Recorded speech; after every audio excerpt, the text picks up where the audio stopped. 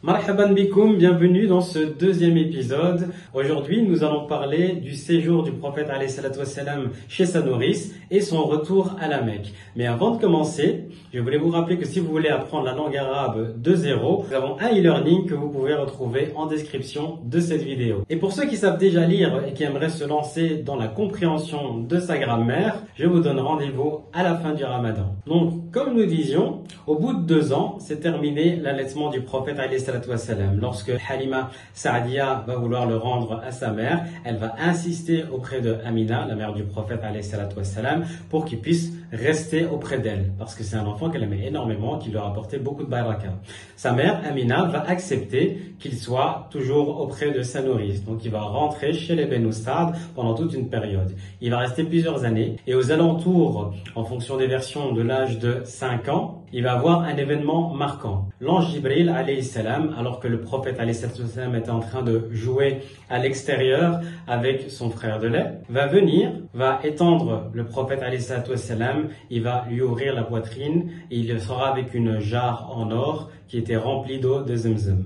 Et il va nettoyer le cœur du prophète alayhi salam. Son frère de lait, lorsqu'il va voir la scène, va vite partir chez Halima, va lui expliquer qu'il y a un homme, quelqu'un qui est en train de s'en prendre à mon frère, et le temps qu'elle arrive, c'était déjà terminé, et Jibril était déjà reparti. Elle va avoir peur pour lui, elle va ramener du coup le prophète alayhi salam à la Mecque. Lorsqu'elle va le ramener à la Mecque, évidemment Amina ne s'attendait pas à leur retour. Elle va dire qu'est-ce qui t'a poussé à le ramener. Elle va lui expliquer ce qui s'est passé et elle va avoir peur, Amina, pour lui. Elle va dire est-ce que tu crains pour lui? Et elle va dire non, au contraire. Elle va dire je pense qu'il est voué à un grand avenir. Et sachez que beaucoup plus tard, Halima ainsi que son frère de lait du prophète alayhi salam, ils vont se convertir à l'islam. À l'âge de 6 ans, la mère du prophète alayhi salam va partir dans la ville de Yathrib.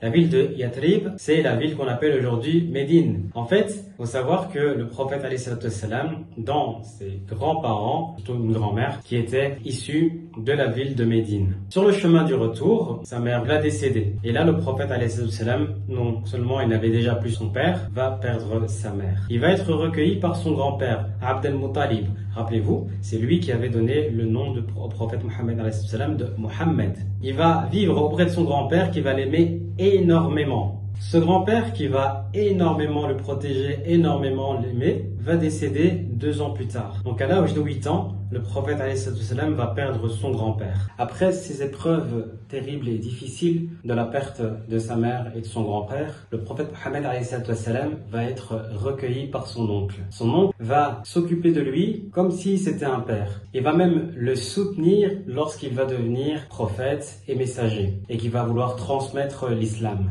Abu Talib était un homme qui était assez modeste. Par contre, c'était quelqu'un qui était quand même assez respecté chez les Quraysh, donc la tribu qui était à la Mecque. Ils étaient respectés pourquoi? Parce qu'il faut bien dire aussi que la famille du prophète Mohammed, ses ascendants remontent jusqu'à Ibrahim et Ismaïl, C'était un homme qui était énormément connu pour sa générosité. Et c'est quelqu'un qui va vraiment soutenir le prophète malgré qu'il ne va jamais rentrer en islam. Et ça, c'est quelque chose qu'on va voir dans la suite, Inch'Allah. Parler d'orphelin. Donc, comment est-ce qu'on dit un orphelin en arabe? On va avoir 3 mots. On va parler de yatimun lorsque la personne est orphelin de son père. On va parler de ajiyun lorsque la personne est orphelin de sa mère. Et de latimun lorsque la personne est orphelin de son père et de sa mère. Pour parler de l'adoption, on va plutôt dire le verbe tabanna, qui voudra dire adopter. Parmi les verbes qu'on a vus aujourd'hui, c'est le verbe décéder. Donc on va dire en arabe toufiyet pour un homme, et pour une fille, on va dire toufiyet. Donc on va dire le mot, et alors je vais juste rajouter du coup le nom de la personne derrière. On a aussi d'autres mots qu'on va utiliser en langue arabe pour parler de décès. On va utiliser mat, et on va aussi le mot halaka. Mais halaka, là, c'est un sens qui est beaucoup plus fort, beaucoup plus dur. Et là, on va plutôt dire, on va plutôt traduire par périr. Maintenant, parmi les lieux et les personnages qui ont marqué ce petit épisode, on va avoir la ville de la Mecque. On va dire Mecca en arabe. Et sachez que c'est pas le seul nom qu'elle va avoir. Parce que dans le Coran, on va retrouver aussi avec un B, Bekka. On va aussi retrouver le terme Qura, qui veut dire la mère des cités. On va aussi parler de Al-Baladul Amin, qui veut dire la cité paisible. On va aussi parler de Al-Baladu Al-Haram, donc la cité sacrée. Et oui, en arabe, le mot haram ne veut pas dire seulement illicite, il a aussi une autre signification qui lui est totalement contraire, qui veut dire sacré. Et on reste à la Mecque, parce qu'on a Ma'u Zamzam, donc c'est l'eau de Zamzam. Ma, ça veut dire de l'eau, pardon, et Zamzam pour nommer le puits. Un autre lieu saint de l'islam, je vous ai parlé de Yathrib. Yathrib, c'est le nom de la ville de Médine. Il va changer après la hijra du prophète Mohammed alayhi salatu wassalam. Et parmi les autres noms que va porter cette ville-là, on a aussi Taïba et on a Taba. Pour le dernier lieu aujourd'hui, nous avons Al-Abwa.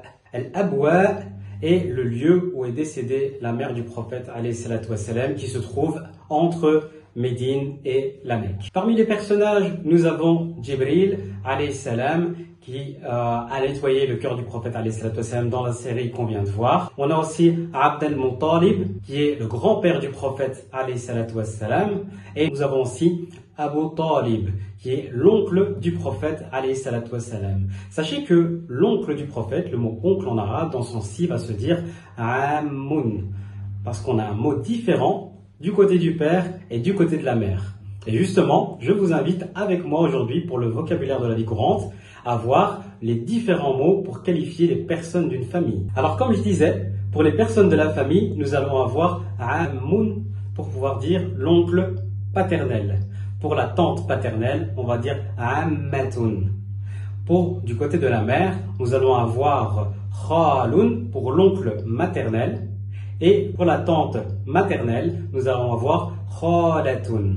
Pour les autres membres de la famille, nous avons pour le père Ab, nous avons pour la mère nous avons pour le frère Akh, nous avons pour la sœur Ukht, nous avons pour le grand-père Jedd et pour la grand-mère Jedda. Voilà, c'est tout pour aujourd'hui. Pour la prochaine vidéo, nous allons parler de la jeunesse du prophète alayhi salatu wassalam jusqu'à sa rencontre avec Khadija, sa première épouse. Ma'as salama.